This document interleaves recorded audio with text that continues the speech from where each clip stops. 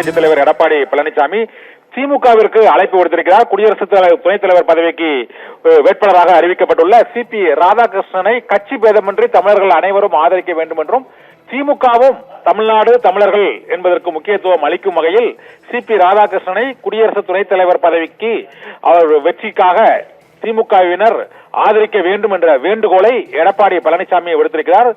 திருவண்ணாமலையில் செய்தியாளர்களை சந்தித்த எடப்பாடி பழனிசாமி திமுகவுக்கு அழைப்பு விடுத்திருப்பது அரசியல் ரீதியாக முக்கியத்துவம் வாய்ந்ததாக கருதப்படுகிறது. அதிமுக பாஜக கூட்டணியை அமைத்துள்ள சூழ்நிலையில் பாரதிய ஜனதா கட்சியின் சார்பாக தேசிய ஜனநாயக கூட்டணியின் வேட்பாளராக சிபி ராதாகிருஷ்ணன் குடியரசு துணைத் தலைவர் பதவிக்கு வேட்பாளராக நேற்று இரவு அறிவிக்கப்பட்டிருக்கிறார். அது இந்தியாவின் துணை ஜனாதிபதியாக வரும் வாய்ப்பு தமிழரான சிபி ராதாகிருஷ்ணனுக்கு முதன்முறையாக இப்போது ஏற்பட்டிருக்கிறது என்பதால் அதற்கு திமுகவும் ஆதரவு அளிக்க வேண்டும். ஒரு தமிழருக்கு துணை ஜனாதிபதி பதவிக்கு ஆதரவு அளிப்பது திமுகவின் கடமை அவசியம் என்பதால் அவர்களும் கட்சி பேதமின்றி ஆதரவு அளிக்க வேண்டும் என எடப்பாடி பழனிசாமி இந்த திருவண்ணாமலையில் அளித்த பேட்டியின் போது அந்த அழைப்பை விடுத்திருக்கிறார். அந்த பேட்டியை இப்போது நாம் பார்க்கலாம்.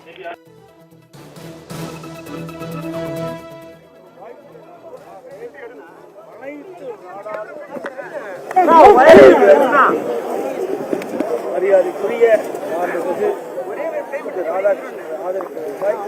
அன்போடு இந்த நேரத்தில் காங்கிரஸ் சார்பா வந்து துணை ஜனாதிபதிக்கு வந்து ஒரு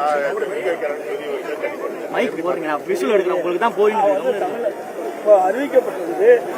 தமிழ்நாட்டைச் சேர்ந்த மகாராஷ்டிரா ஆளுநர் மரியாதைக்குரிய ராதாகிருஷ்ணன் எனக்கு துணை ஜனாதிபதியாக அறிவிக்கப்பட்டது. அவர் தமிழ்நாட்டை சேர்ந்தவர், அதனால தமிழ்நாட்டுக்கு வாய்ப்பு கிடைக்கிறது.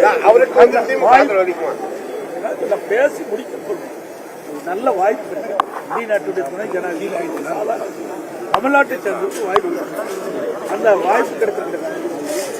கட்சி பேதம் தமிழ்நாட்டை சேர்ந்த அனைத்து நாடாளுமன்ற மாண்புமிகு ராதாகிருஷ்ணன் ஆதரிக்கிறேன் அன்போடு கேட்கிறேன். நன்றி.